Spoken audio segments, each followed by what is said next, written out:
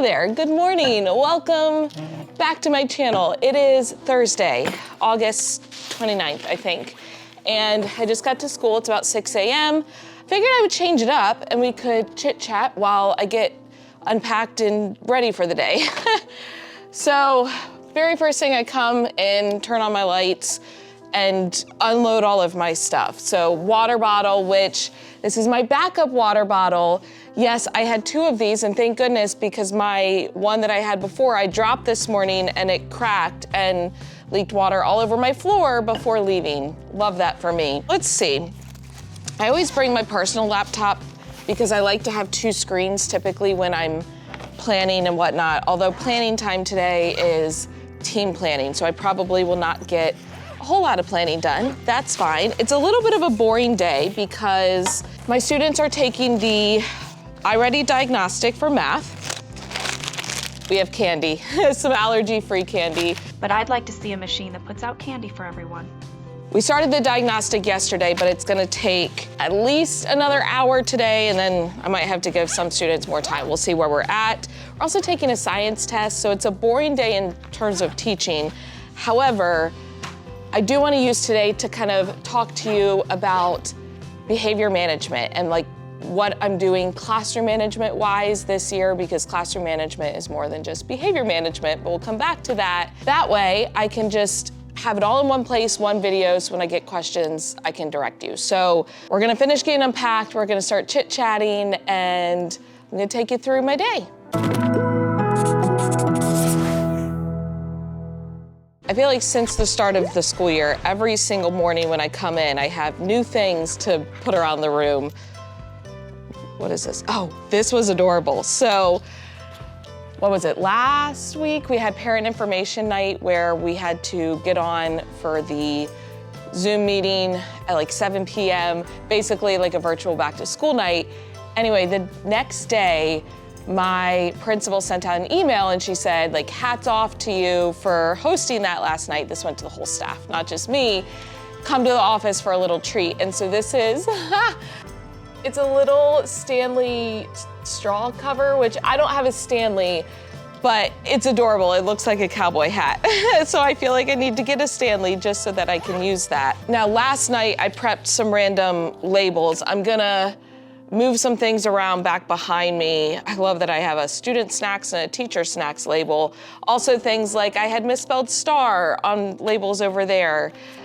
Anyway, you don't care about that. These are little clips that will then hold like a pencil or pen. So there is a clipboard, which is part of the behavior management, we'll come back to that my team teacher and I like swap back and forth.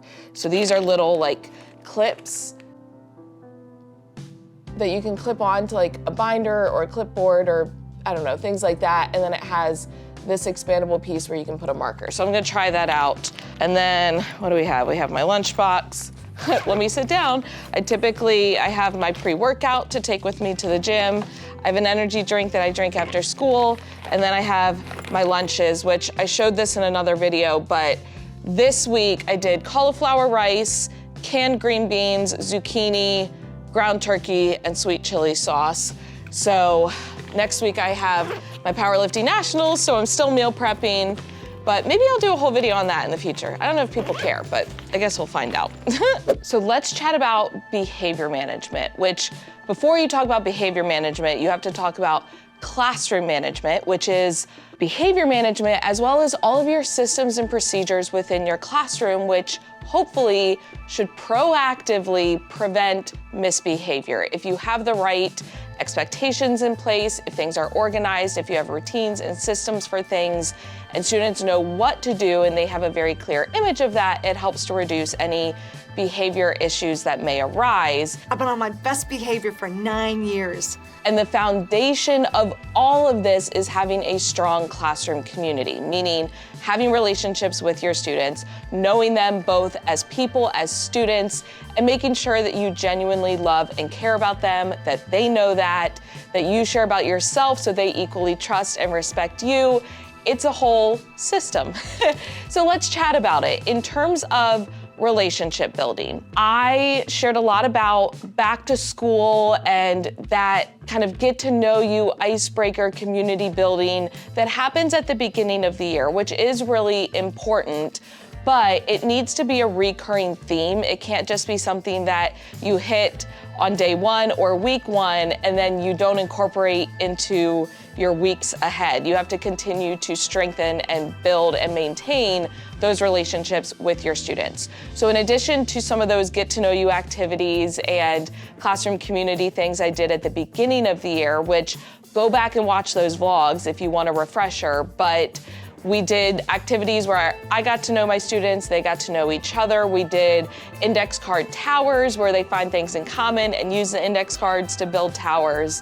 I also gave each of my students a keychain, and on that keychain it said, "You are now a proud member of the 4 Emerson class family." And I do refer to us as a family. We talk about what that means and how family doesn't have to just be people that you are related to. It really means a group of people that love and care for each other, have similar goals, all of that good stuff. So each of my students in both of my groups, my morning group and my afternoon group, got those keychains just as a little reminder. I also have the 4 Emerson class family fridge. This is a display in my classroom. I have these wire racks and I had all of my students bring in a family photo. That way it's a piece of home that they are bringing into the classroom. I'll send it home with them at the end of the year. And then the other wire rack is for pictures and things that my students make me. In fact, yesterday I had a student who crocheted me a little bunny rabbit, and later on in the day, she looked on my back table because that's where she had initially put it. She's like, "Hey, like, where'd you put it?" And I showed her I'd already hung it up on the fridge, and the look on her face, like she was so excited and felt so proud.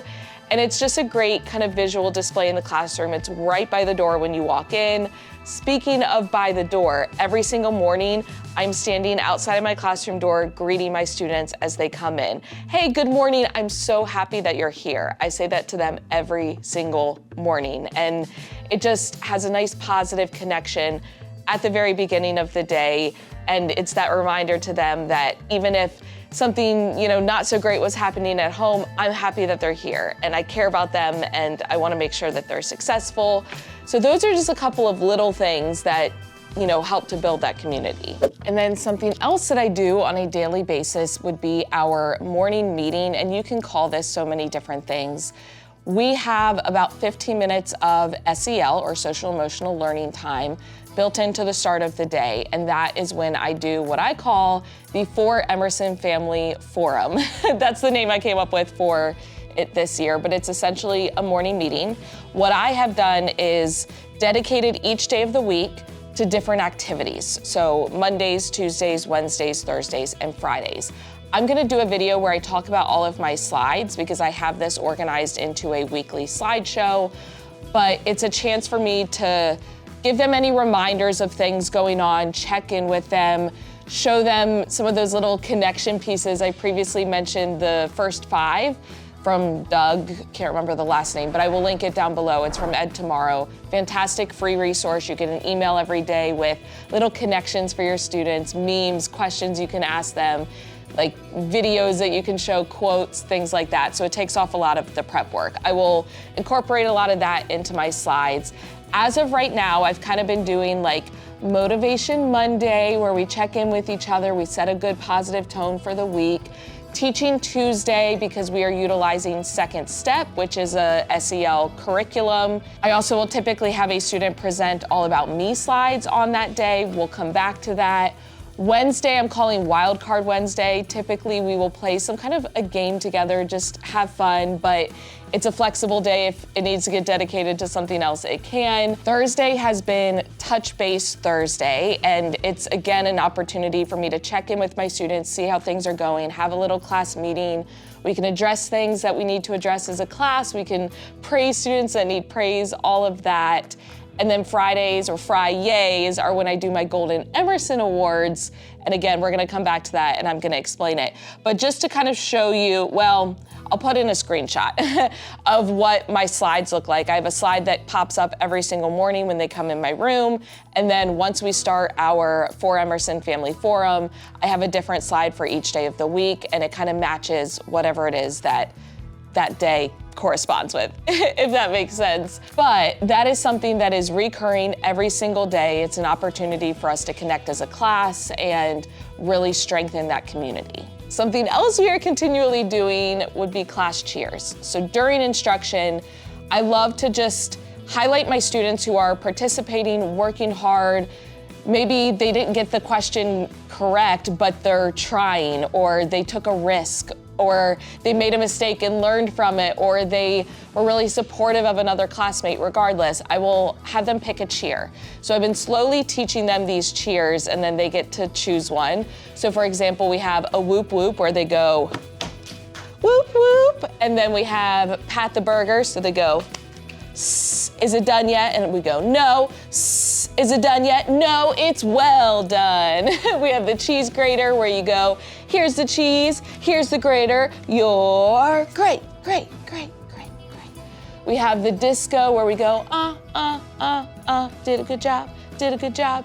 So we've just been building up this repertoire of cheers, and we will do them for the whole class. And it's cute because the other day, my kids were like, you deserve a cheer, Mrs. Emerson, what do you want? And they gave me a cheer. And it's the little things like that that I've been really enjoying being back in the classroom. And then speaking of that, another piece of the classroom community building is student ownership over the space and to a certain degree the instruction. So with the cheers, I've actually had students like developing their own cheers and teaching them to the class. With the Golden Emerson, my students pass it along to the next student. They help to decide who it goes to, having them design some of the decor in the classroom. So I previously shared about our treatment agreement. So our treatment agreement is almost like our class rules. We sat down as a class and decided, how do we want students to treat students? How do we want teachers to treat students? How do we want students to treat teachers? And how do we want students to treat our space or our classroom? And we came up with all of these ideas, and I then made it into a poster.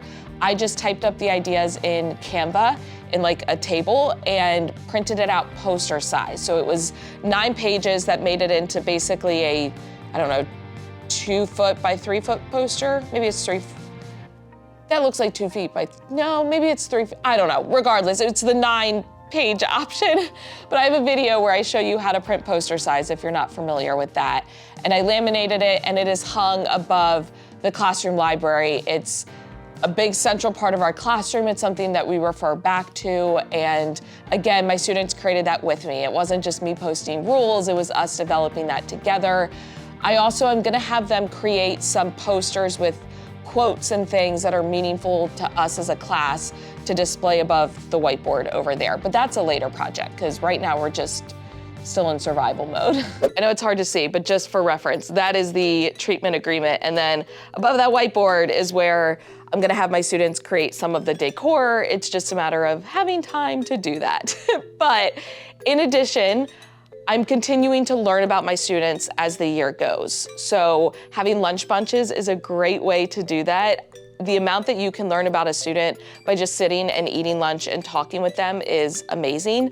Every single week, I have a lunch bunch with 3 students, and we'll come back to who that is and how I choose and all of that. But I just had a lunch bunch yesterday, and I learned so much about those 3 students during that, 20 minutes. I like to kind of take notes. I just have a folder in my phone where I jot down little things that I learn about them so that I can incorporate it into instruction, continue to check in with them on it if it's something that requires that. I have a really bad memory, so I feel like I have to write things down. And then I also mentioned the All About Me slides. So for the first 3 weeks of school, our students do not have like math and reading homework. So as a team, we assign them a slideshow template with some slides for them to fill out all about themselves so that they can teach the class things that they like, their hobbies, their culture, their family, all of the things. They have the first 3 weeks of school to get it done, and then each week I have a different student share, and that is part of my Golden Emerson, which we're gonna come back to. But I need to finish getting ready for the day. My students will come in about 45 minutes. I need to update my slide that I have up while my students do iReady with directions, because today I will have more students finishing, so I need to make sure they know what to do when they finish. But after school, we will check in and we're gonna talk about kind of those layers of behavior management systems that I have in place this year, keeping in mind that it's always evolving, and so I will probably most likely make changes as we go, whatever I need to do in order to fit my students' needs at that time. And also, what's working right now with my class is kind of different than anything that I've done before, so I'm excited to chat about it. School day is done. It was a really good day. It was a little on the boring side because, as I mentioned, we were doing diagnostic test in math, we were doing a chapter test in science, but my students worked really hard. I was really proud of them. And my homeroom students, who at the end of the day, we switch back to pack up, so they are dismissed from my room, and it's a chaotic time.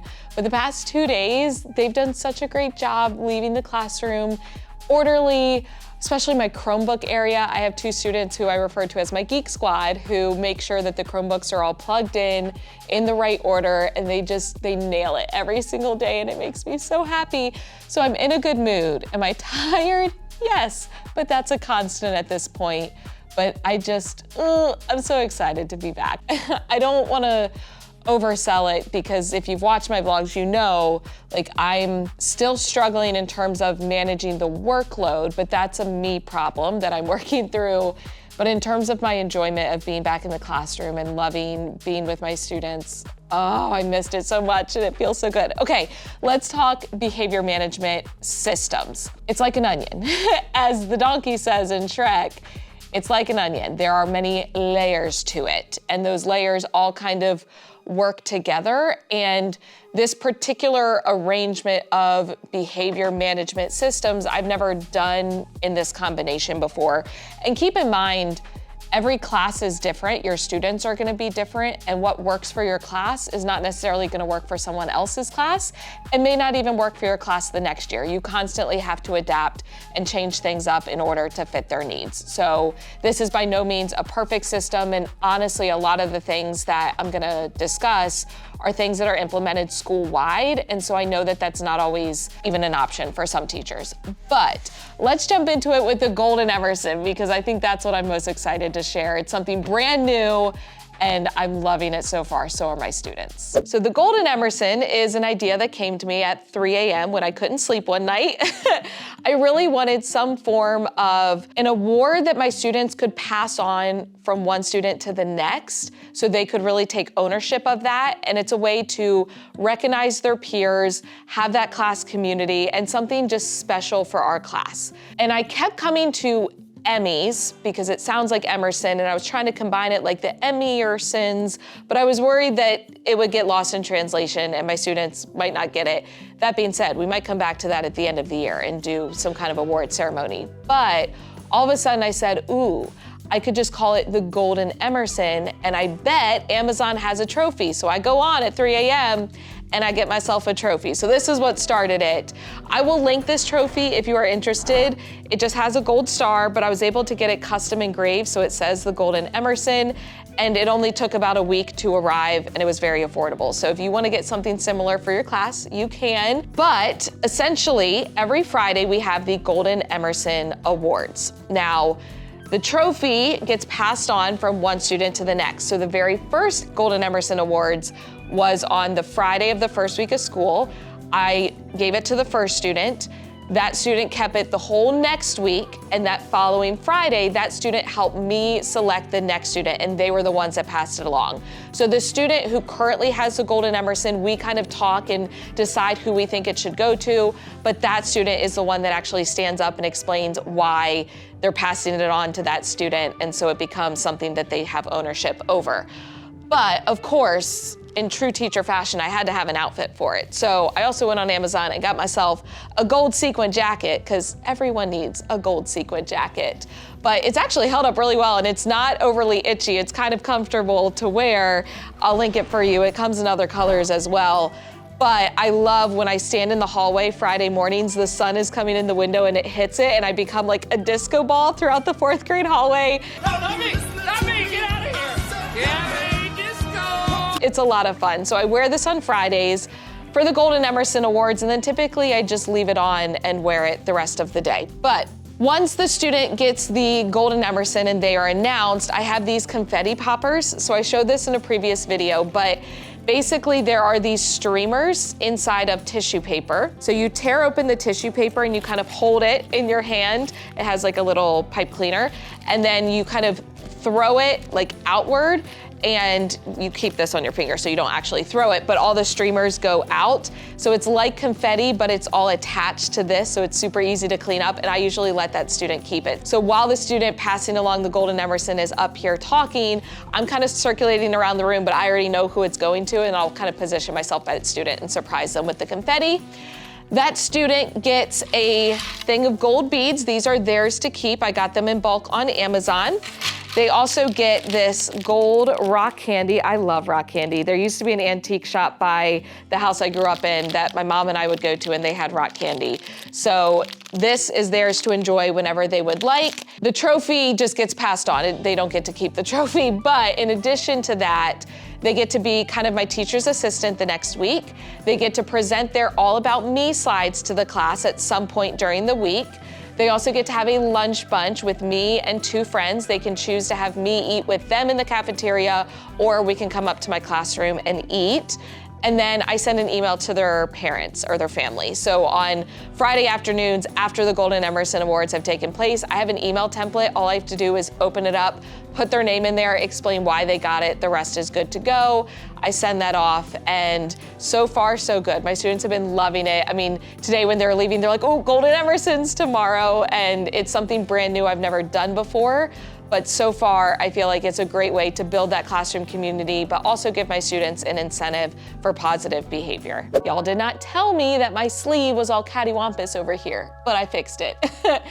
I should note that the Golden Emerson Awards are only done with my homeroom students, only because I don't quite have enough time with my afternoon students. However, another whole class incentive I'm doing with both groups of students are the star jars. Now, this is something actually done kind of school-wide, although not necessarily with a star jar. Each class needs to have some kind of a whole class incentive that they are working toward, because when they reach that incentive, it gets put on the announcements, and as a school, we have kind of one of those like big thermometers where we're keeping track of all of the awards. So I had to put some kind of whole class incentive system in place. And I actually saw similar jars to this in one of my team teachers' rooms, and I had seen them before on social media, and I said, you know what, I wanna try that. So I got these on Etsy, although I didn't read very carefully. I liked these because they were black and white. A lot of them are like tan colors, which is fine, but y'all know me, I love my black and white. So I ordered these, but I didn't read carefully enough. I thought they came with gold stars, but it only came with 1 gold star and then rainbow stars, and I really wanted gold stars. So the same Etsy seller also sold a separate set of these acrylic gold stars. So I got like an additional 20 pack for each class, because it takes 20 stars to fill up the jar of just these plain acrylic stars. I will link both the jars and the stars. These are magnetic. I opted for the magnets on the back. It came with this magnet. I attached an additional one just for security. But this is the Etsy shop. She's actually based in the UK, but I will link it. She shipped super, super quickly, and I'm loving them so far. So I have one for each class. They got to choose a reward to have once they fill up the jar. They both chose free Chromebook time, no surprise. These are just printed pieces of cardstock that are up with a magnet. That way I can easily swap them out. But essentially, they can earn stars mostly for getting compliments. So if we're walking well in the hallway, oh boy, a Chromebook is making weird noises, so I apologize in advance if you hear that. mostly for walking in the hallway, but also I can give them compliments in the classroom if they're doing a great job. Today during dismissal, my homeroom students earned a star because they did such a great job leaving the room in good shape and entering the hallway quietly. So it's just a way to recognize positive behavior. And it's worth noting, they are never taken out. I never remove stars from the jar. And also they're not necessarily penalized. I'm never saying, oh, one student kept us from getting it. It's just either we got it or we didn't. And typically I will kind of tell them what they need to do to earn a star. So for example, if we're coming in from recess, if the whole class can come in quietly and we can make sure we get right to work. But if they don't get it, they don't get it. I don't make a big deal out of it. I more so just praise them when they do get it. And I typically have a student come and I have just a little bin hanging below with the stars. They get to add it in. There's a little crevice of space. They can just drop it and it's simple. I love it. I will say, even though the gold stars were a little bougie, they were extra, did I need to get them? No.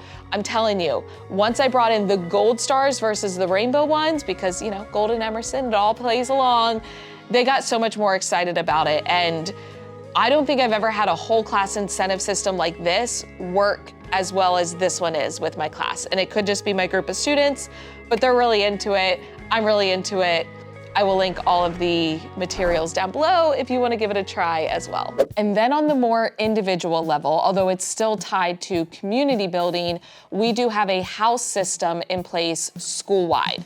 So this comes from Ron Clark Academy. It's similar to Harry Potter, but essentially every student and every staff member gets sorted into a house. So each house has students across a range of grade levels and also has staff members. Students get sorted into their house as soon as they become a member of our school community. For most students, that's going to be kindergarten, but if they join in randomly in the middle of a school year, or if they are new to the school in a higher grade level, we have a house sorting ceremony at the beginning of the year where they get chosen into their houses. Basically, they grab out, the little colored token from a jar and that places them in their house. So it's done at random.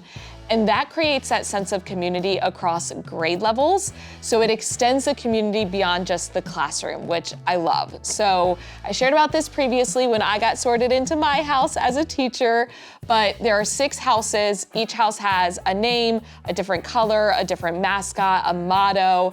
And then we will have house days where students get together all together as a house or within small groups.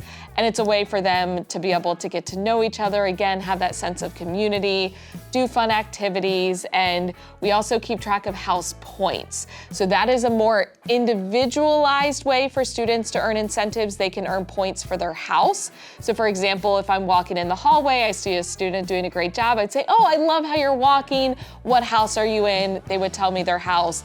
I have a little notepad where I just make tallies, and then each day we submit the points through a Google form, and every morning on the announcements, students get to see the current standings of the house points.